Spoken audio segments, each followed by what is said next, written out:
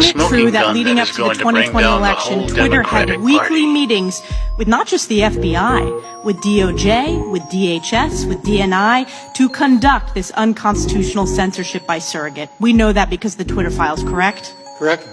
And it was not just meetings, not just censorship of stories like the Hunter Biden laptop story. We also now know that the FBI paid Twitter over $3.4 million of taxpayer funds to censor these stories before the 2020 election. Is that correct? That money was paid. Twitter confirmed that.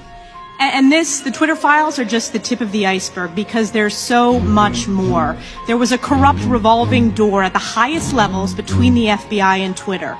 Look no further than Jim Baker, former general counsel at the FBI who helped unlawfully investigate Donald Trump in the 2016 election. Or look at Jim Comey's deputy chief of staff, who became the director of strategy at Twitter. Isn't it true, according to the Twitter files, that there were so many FBI officials who then went to work at Twitter that created their own Slack channel and crib sheet for onboarding? The Twitter files confirm that, correct? Correct. Are you aware, as the American people are aware, that according to polling, of the people that were made aware of the Hunter Biden laptop story, 53% would have changed their vote, including 61% of Democrats. This is the definition of election meddling, and it's the definition of election meddling by the FBI on behalf of Democrats, paid for by the U.S. taxpayers. It's collusion, it's corruption, and it's unconstitutional. Ms. Parker, I want to go to you next about your experience at the FBI, because this is not just about the Twitter files, which folks are focused on because of the news it made. It's about a systemic rot in the culture and the politicization of the leadership of the FBI, and it needs to be rooted out. Let's take a step back. Let's look at the targeting illegally of parents who wanted to stand up for their kids at school board meetings.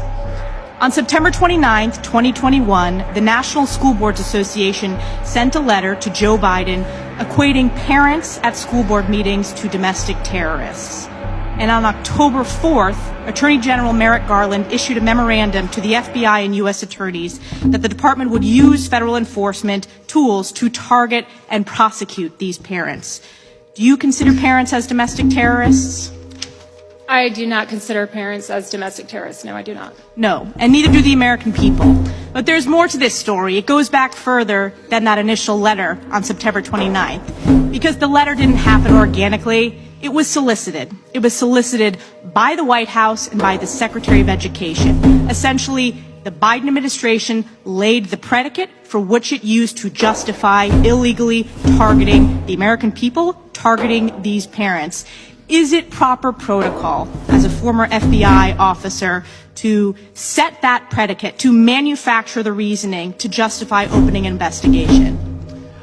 I believe that no one should be targeted for free speech and that violence should never be tolerated under any circumstance, but it should definitely not. No one should be targeted because they want to speak up at a school board meeting. This was a setup, and it was the setup, and it's the real definition of weaponization of the government against the American people. And it's not just this example of targeting parents at School Boards Association. It goes back to the opening of Crossfire Hurricane. It goes back to the faulty FISA application. It goes back to what we heard on that first panel from Senators Grassley and Johnson. It goes back to the suppression illegally of the Hunter Biden laptop story paid for by the U.S. taxpayers. This corruption needs to be rooted out, and it's not just about protecting the U.S. Constitution. It is most importantly about protecting the American people from the weaponization of the federal government against them. Yield back.